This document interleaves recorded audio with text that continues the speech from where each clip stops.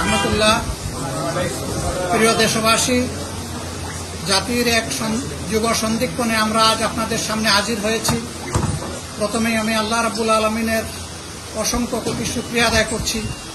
দীর্ঘ 15.5 বৎসরের জুলুমের একটি জগদ্দল পাথর আল্লাহ তাআলা আজকে এই জাতির বুকের উপর থেকে সরিয়ে দিয়েছেন। আলহামদুলিল্লাহ রাব্বিল আলামিন। এর পুরোপুরি কৃতিত্ব আল্লাহ রাব্বুল আলামিনের। আর জমিনে আমাদের পরিত্যাগ টুকরা যুবক সন্তানেরা তারা জীবন বাজি রেখে জাতিকে কঠিন জুলুমের জাতাকল থেকে মুক্ত করার জন্য তারা যে আন্দোলনের সূচনা করেছিল, আল্লাহ তাআলা তাদের সেই আন্দোলনকে কবুল করেছেন। কিন্তু এই আন্দোলন এমনি এমনি আজকের এই পর্যায়ে আসে নাই। শত প্রাণের বিনিময়ে, অসংখ্য ভাই বোনের আহত হওয়ার বিনিময়ে, রক্তের বিনিময়ে আন্দোলন আজকে এই জায়গায় এসে পৌঁছেছে। অতএব আমি প্রথমেই জাতির সেই সমস্ত বীর সন্তানদের প্রতি গভীর শ্রদ্ধা জ্ঞাপন করছি, যাদেরকে অন্যায়ভাবে খুন করা হয়েছে। আল্লাহ তাআলার দরবারে দোয়া করি, আল্লাহ তাআলা তাদেরকে উত্তম মর্যাদা দান করুন এবং ঈমানের সাথে যারা বিদায় নিয়েছে আল্লাহ তাদেরকে শহীদ হিসাবে কবুল করুন। প্রিয় দেশবাসী, এর পাশাপাশি যারা আহত হয়েছে সেই আহত ভাইদের আমি সুস্থতা কামনা করছি মহান মনিবের দরবারে। এই পরিস্থিতিতে আন্দোলন করতে গিয়ে ছাত্র আন্দোলনের যে সমস্ত ভাইদেরকে গ্রেফতার করা হয়েছে, জুলুম নির্যাতন করা হয়েছে এবং তাদের পাশাপাশি বিভিন্ন বিরোধী দলের সিনিয়র নেতৃবৃন্দ সহ অসংখ্য নেতা কর্মীকে গ্রেফতার করা হয়েছে। পাশাপাশি অনেক সাধারণ মানুষকে, নিরীহ মানুষকেও গ্রেফতার করা হয়েছে। অবিলম্বে আমরা তাদের মুক্তি দাবি করছি।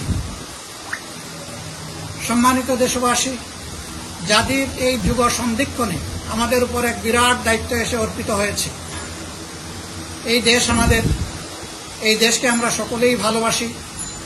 এই দেশে যারাই জন্মগ্রহণ করেছেন তারা সকলেই এই দেশের গর্বিত নাগরিক। এতদিন তাদের মানবাধিকার এবং নাগরিক অধিকার ছিল না, এখন তাদের অধিকার তাদেরকে ফিরিয়ে দেওয়ার অবিলম্বে ব্যবস্থা করতে হবে। আজকে আপনারা হয়তো ইতিমধ্যেই জেনেছেন যে মহামান্য রাষ্ট্রপতির সাথে বিভিন্ন রাজনৈতিক দলের বৈঠক হয়েছে, সেখানে আমরাও ছিলাম। অর্থবহ আলোচনা হয়েছে। আশা করছি অতি দ্রুত বর্তমান এই অবস্থা কাটিয়ে উঠে জাতি একটা শৃঙ্খলা এবং শান্তির দিকে ফিরে আসতে পারবে ইনশাআল্লাহ। এই মুহূর্তে আমাদের বিশেষ অনুরোধ, এইখানে সংখ্যালঘু এবং সংখ্যাগুরু বলে কিছু নেই, সকলেই বাংলাদেশের নাগরিক। সকল ধর্মমতের মানুষের প্রতি আমাদেরকে পূর্ণ শ্রদ্ধা জ্ঞাপন করতে হবে। সকলের ধর্মীয় প্রতিষ্ঠান, বাড়িঘর, ব্যবসা প্রতিষ্ঠান, এর প্রতি আমি প্রিয় দেশবাসীকে অত্যন্ত যত্নশীল নজর রেখে কোনো লোক যাতে এখান থেকে কোনো ফায়দা হাসিল করতে না পারে, তার উপর কোনো আক্রমণ না করে, কোনো ধর্মীয় প্রতিষ্ঠান ক্ষতিগ্রস্ত না হয়, এই ব্যাপারে সকলকে সতর্ক থাকার জন্য আমি অনুরোধ জানাচ্ছি। বিশেষ করে আমাদের দলীয় নেতা কর্মীদেরকে আমি বলবো যে অতীতে আমাদের এই ঐতিহ্য আছে, আমরা পাহারাদারের ভূমিকা পালন করেছি। আপনারা গ্রুপ হয়ে বিভিন্ন জায়গায় পাহারাদারের ভূমিকা পালন করুন এবং এইরকম যদি কেউ কিছু করতে যায় তাকে নিবৃত্ত করুন, তাকে প্রতিরোধ করুন। এটা জাতির জন্য কোনো কল্যাণ বয়ে আনবে না। প্রতিশোধে, প্রতিহিংসায় কোনো মুক্তি নাই। শান্তির দিকেই আমাদেরকে আগাতে হবে।